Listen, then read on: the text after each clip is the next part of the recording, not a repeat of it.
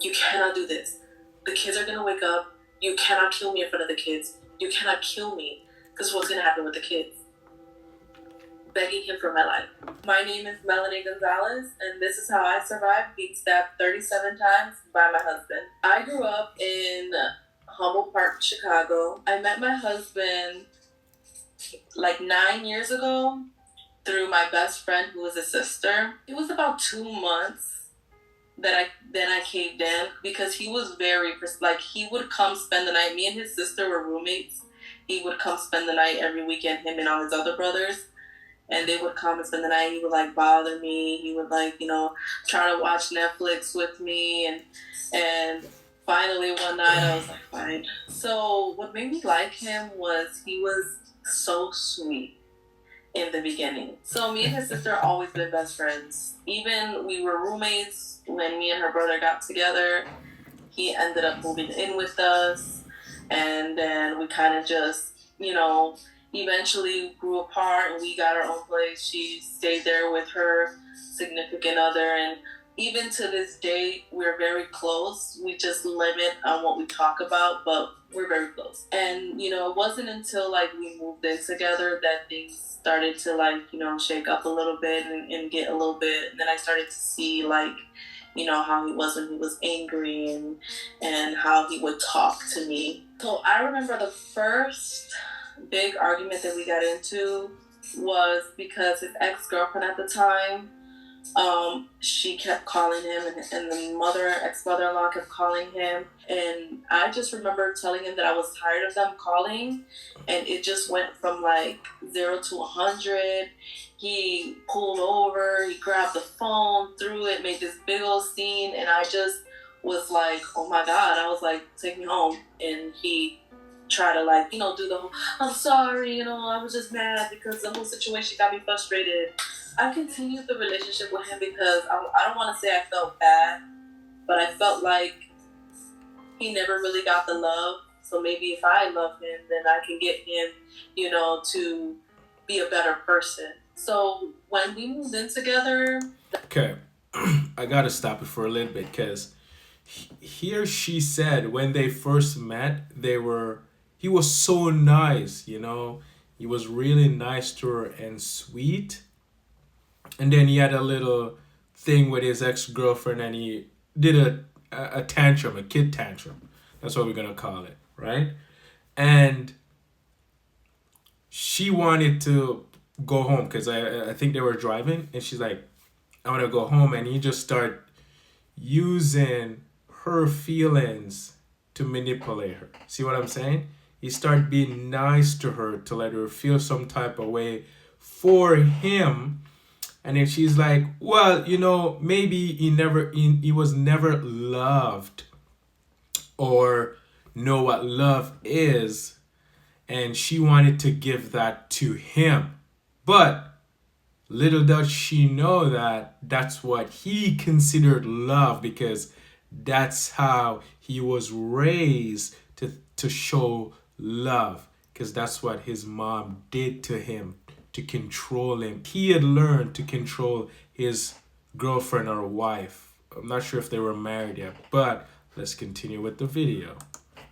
That's when I noticed the pattern of him snapping and then acting like he was sorry, and me being like, okay, just one step at a time, we could work through this together. He busted the windshield out of my car. Whoa. He punched the mirror and the glass flew in my eye and I got stitches. He kicked my rearview mirror, like little things. And then I always took him back because he always came with them puppy eyes, like, you're all I have. I was spending the night at his mom's house, and he actually was the first time that he put his hands on me. He put me in a chokehold and body slammed me. His mom woke up and she tried to separate it, and that was the first time that he actually put his hands on me. He ended up.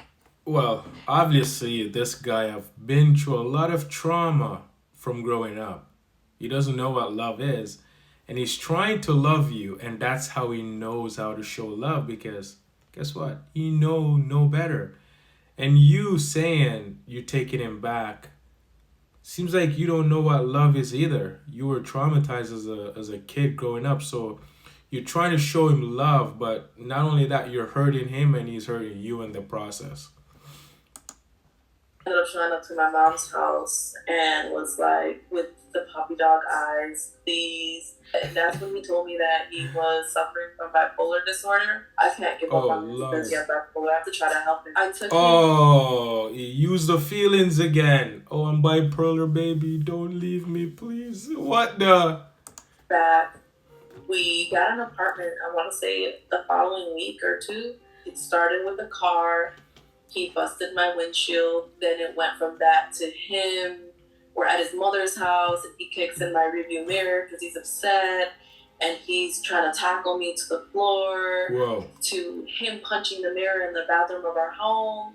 And the glass shooting and hitting me in the eye. I got 3 stitches. What was hard for me was because his mom was always like, just give him time, you know, she would always pull the guilt trip on me, like, he's going through a lot, just let him breathe and then come back and then start talking. We got married in 2017. Things. And you still got married to this guy. Whoa. There were so many red flags left and right. But you wanted to change him. You let him, you played your emotion. You played him so well. And the mom too. That's crazy. But for you to stick around, there's something there. There's something there as well. We're not like they were going up and down. And then I think he knew I was kind of getting fed up, and then he asked me to marry him. He wants to marry me, and I let him know, like, okay, if we get married, things are going to be different. We got married in a church. We did the whole reception. It was a beautiful wedding. And then I found out I was pregnant a month before the wedding. So I did not enjoy it at all. It was a beautiful wedding. I danced. I could not drink. I could not do anything. So I was like a little upset. And then we moved to a different house. And I noticed a change. I found out that I was 3 months pregnant. We just got married. He cheated on me. So then that's when I emotionally was like, I don't want to do it anymore. I've always said it, and it's going to sound horrible. We can argue, we can fight, but he never cheated on me. And then boom, he cheated on me. Wait, so if I'm getting this right, you told him, see, this is the thing. You have a kid, and you're going to tell the kid to not do these things. Guess what the kid is going to go do? Do it, because now you put the thought in their head. She said to him, you've done all of these things. We'll fight, we've done this, we've done that, but you never cheated on me. And then he just went and go and cheated on her. He's searching for love in a woman. He's definitely searching for love in a woman. He loved the feeling that overwhelmed him because he get a rush from it. He get a thrill. He always needs to stay up and down and then up and down because it gives him a high. He loves it. Here he comes. She loves it too because guess what? She get a thrill out of it. They argue going back and forth and then they make up and then they do it again. So they're both in the same state. With his puppy dog eyes and his, I can't do this, I can't live without you, I want to be a father to my kids, I want to see them grow up. Being a child who didn't grow up with both her parents, that's the one thing I want for my kids is both parents. So in my mind, I'm thinking like, okay, I'm changing him, he's changing, we're having a baby, we just got married, he messed up, but we're going to work through it, we're going to try to make it work because he made such improvements that we can't just end it now. And we moved to Florida and COVID hit. And hold on, let me stop it a little bit because she said she didn't grow up in a two household parent, right? And she wanted that for her kids. And the guy knows that's his or her weakness. He knows. Because he has a spirit of mama, remember. He's going to use every tactics that he can to manipulate her, to get her to stay. So he used that to drag on her feelings like, listen, let's have the family. and she's gonna think in her mind like, oh yes, I never had a family growing up. I want my kids to have a family. And she go in thought and the devil deceive her and get her to do this. So you see what I'm saying? If you understand what I'm saying. When COVID hit, I want to say that was the worst time of my life because he picked at me and picked at me and picked at me, and Of course he did.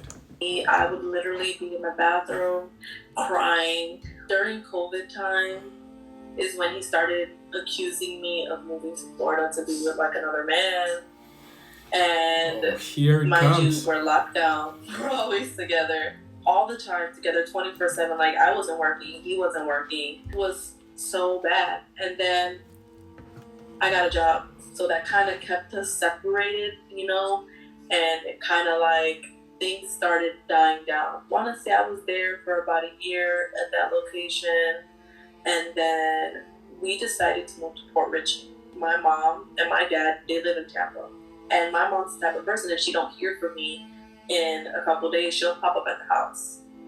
So little did I know that the real reason for us moving to Port Richey was because it's about an hour away and she can't just pop up and she don't hear from me. I decided to go back into management. I got the job of my dreams. Love that job. Oh my God, the job of my dreams. And I started realizing my self-worth.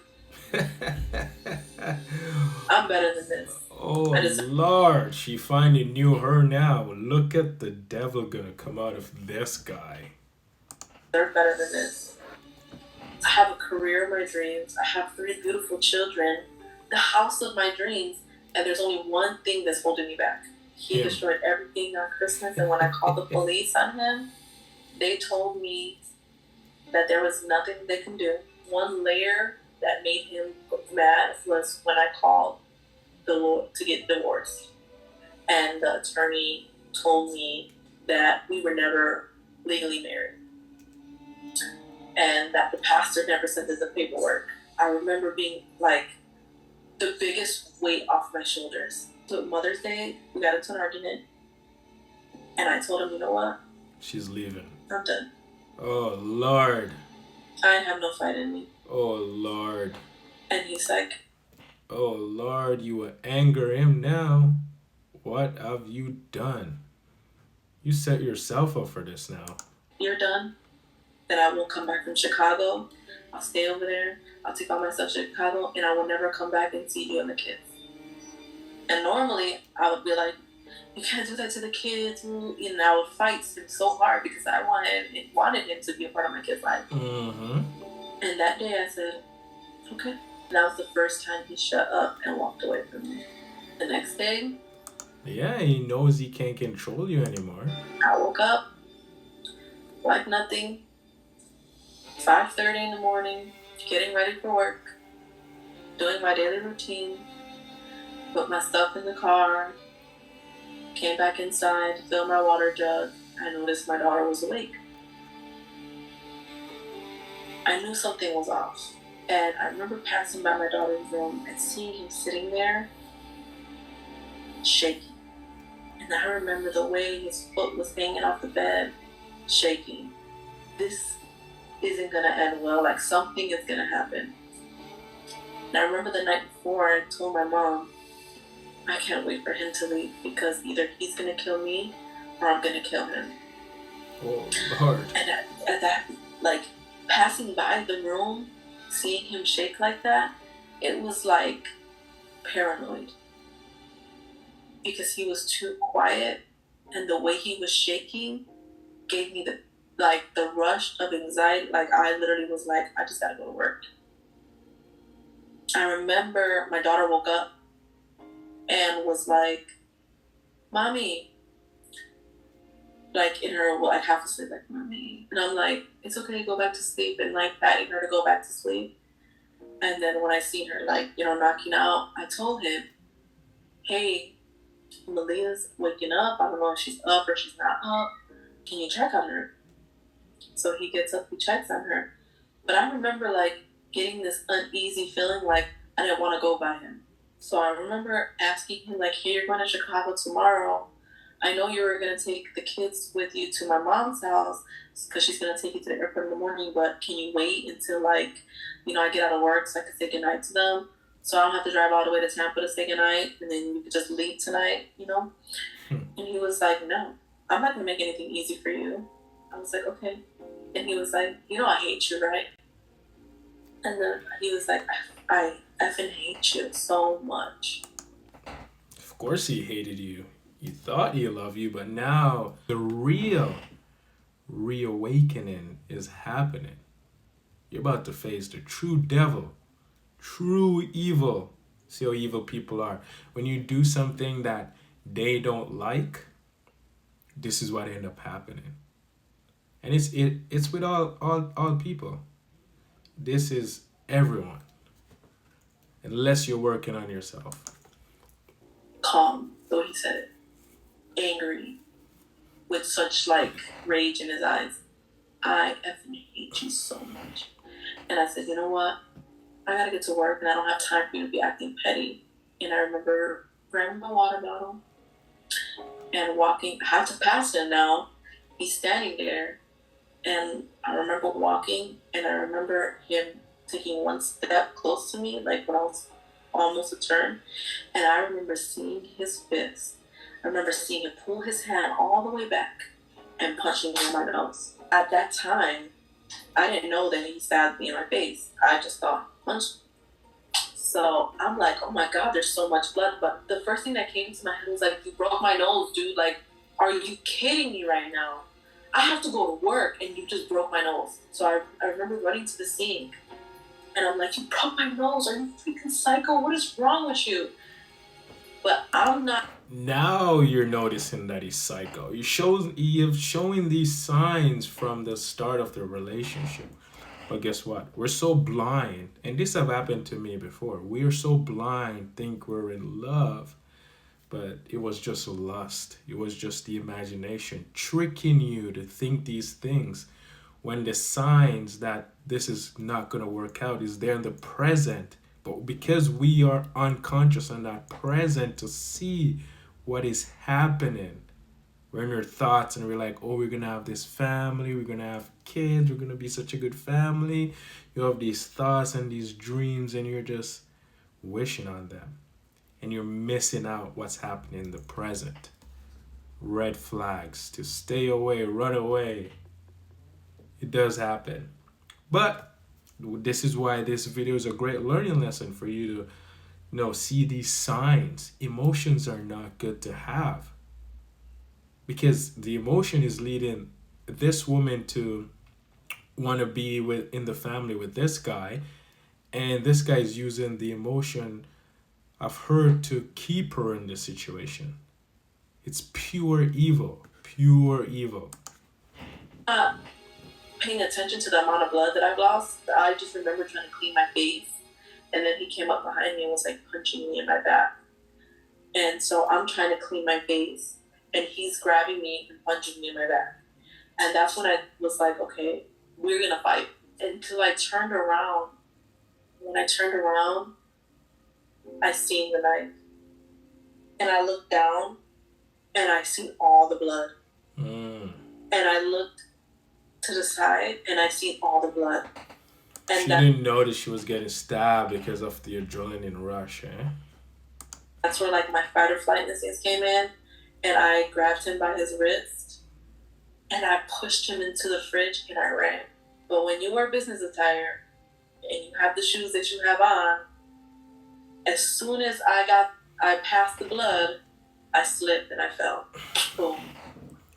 I crawled to the door. I'm crawling to the door and he's just hitting me in my back. I get the door open. I grab the handle to the door and I open the door, right? And I go to scream. And he slams the door and drags me back. And at this time, I'm like in and out. Like, I'm like looking on the floor, like, Melanie, get up. Like, if you don't get up, I remember like staring at the floor, like all this, but I'm like, you're gonna die. And I got up and I grabbed his hands and I remember we're fighting. And I'm like this and like this, you know, and he stabs me like across right here, trying to just get away and defend myself, but I don't want to leave my kids. So like now I'm tugging and warring with him, trying to figure out, okay, how can I grab the kids? How can I run away? I can't leave the kids because what if he turns to the kids? So I'm gonna have to kill him. Like I don't know what's going on. Like I'm just like, my son gets out the room. And I remember him stopping, and I turned around, and my son had him in like his arm around his shoulder, his other arm under his armpit, and pulled him with all his strength from the hallway all the way to almost to the living room. And that's when my mommy instincts kicked in. I'm like, no. What? So I run up to him, I grab his wrist, and I'm trying to take the knife off his hand, and that's how I cut my finger right here. That kid is traumatized. 100%. Because I'm trying to take the knife off his hand. And I tell my son, Andre, please stop. Please. So then my son goes to run out. I hear my son come back in, and then I hear my daughters. I'm falling and getting back up. I'm falling and getting back up. I tell my son, Andre, lock your sisters in the room and go get help. I'm trying to get away. I'm trying to run to the back door to scream. I can't open the glass screen. He's grabbing me and pulling me. I get to the patio. He grabs me. He drags me back in the house. He throws me on the floor. And then I fall on the floor, and I remember I'm on my arms, face down. And I'm trying to get up. And he comes around with the knife and stabs me across my face. I instantly am like, that's it. I'm freaking dead. And I told him, that's it. You win, I'm dead. And he grabs his fist right here, and he punches me like 3 times in the eye. And then he stops stabbing me. I don't know where he got this stick from. He starts beating me with a stick in the back of my head and my back.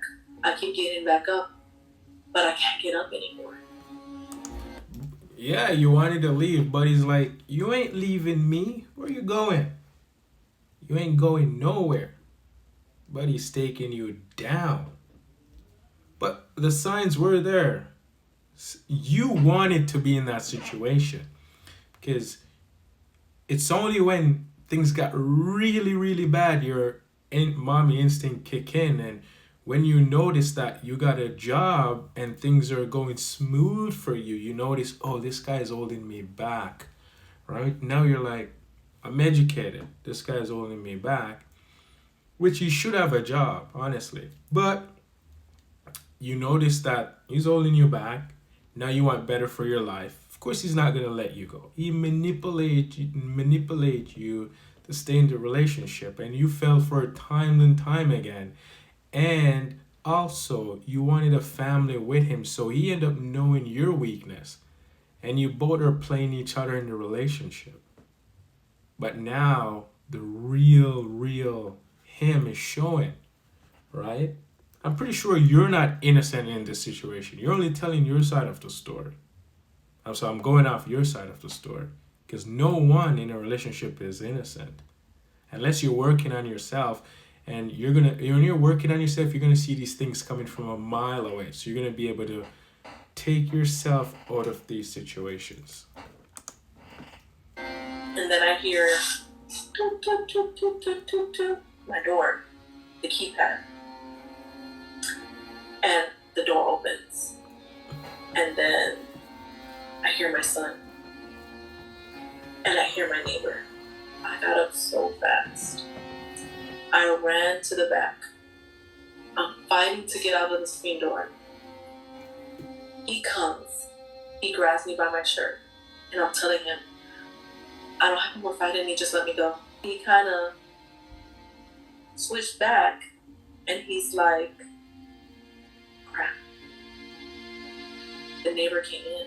The neighbor saw. The neighbor went screaming to his wife, called the police. So now he's freaking out. Yeah, he can't find his car keys.